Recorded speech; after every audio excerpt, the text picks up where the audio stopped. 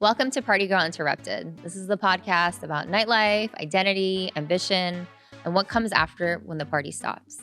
So, I've been doing a lot of reflecting, looking back at that time in my life, my nightlife career, being in my 20s, living in New York, just thriving. And on reflection, I realized there was a pattern that I didn't see then, but I see now. And it was that there were all these like mini interruptions where, despite being inside of it all, something was missing, or something felt wrong.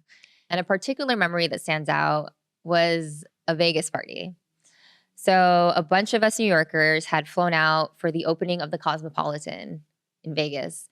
And it was a really, really big party. And I remember one of the biggest spenders. I mean, this man spent millions of dollars at the hotel. He had come out. And so, I mean, they were just pulling out all the stops, the best table, the owner's table right by the DJ booth. And all of us were just crammed in there. And if you've never been to a Vegas pool party, it is an experience, right? It is just sexy people in bikinis and bathing suits popping off, bottles, the hot, hot, hot Vegas sun. And everybody's just getting lit in the water. And insider tip, never ever get in the water at a Vegas pool party. It is some of the most disgusting water that you could ever be in. I remember that there was an article that came out that said that they had found fecal matter. So highly, highly recommend never getting into the water. So they start to bring out this massive bottle train. And it was like the biggest bottle train I've ever seen to this day. Because there was like a really large rectangular box that they were bringing out. And it was covered by a curtain. So they're coming out, all the champagne is coming out, more than any of us could ever drink. And they bring the box to the table. They create big space so that they can put this thing down.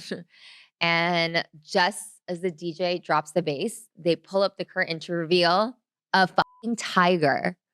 And everybody freaks out. People are pulling out their phones, they're videoing. This is crazy. Who's ever seen a tiger in a nightclub? I think in The Hangover, there's a tiger, Mike Tyson's tiger, but that's a movie. This was real life. And this poor, poor animal was so tranked out. And while everybody is celebrating this, I just remember standing there feeling so weird.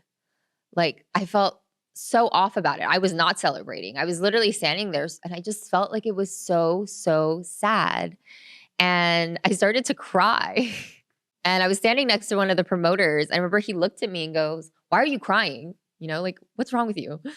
And I was like, "I don't want to be here. This is so sad. That poor animal." And he's like, "Well, you can't stand here and cry." So I was like, "I don't care. I don't want to be here anyway." And so I left. And full disclosure, I was very, very stoned. So I remember when I stumbled out of the day club all emotional and ended up not being able to find my way back to the hotel room for a moment.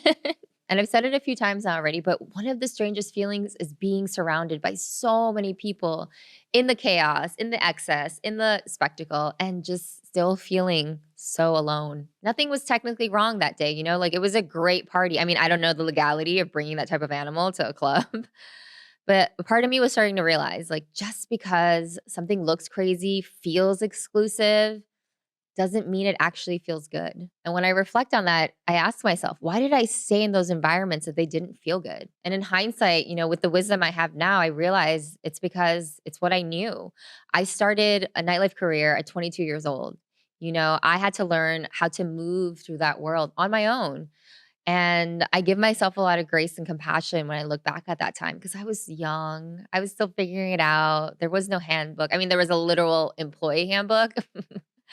But there was no life handbook on how to live in that world, especially as a young woman. It's what I was used to. It's what I knew. And it would take a lot more moments and mini interruptions like that where I had to sit with myself, where I think little moments of awareness were coming through for me. And I think the reason I share this is because I know I'm not the only one.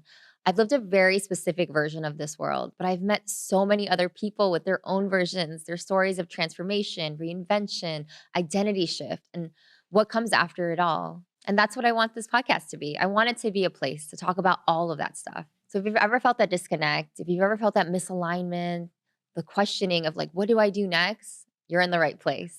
Thank you for listening to Party Girl Interrupted. If you want any more behind the scenes, stories, clips, go ahead and check out that info in my show notes.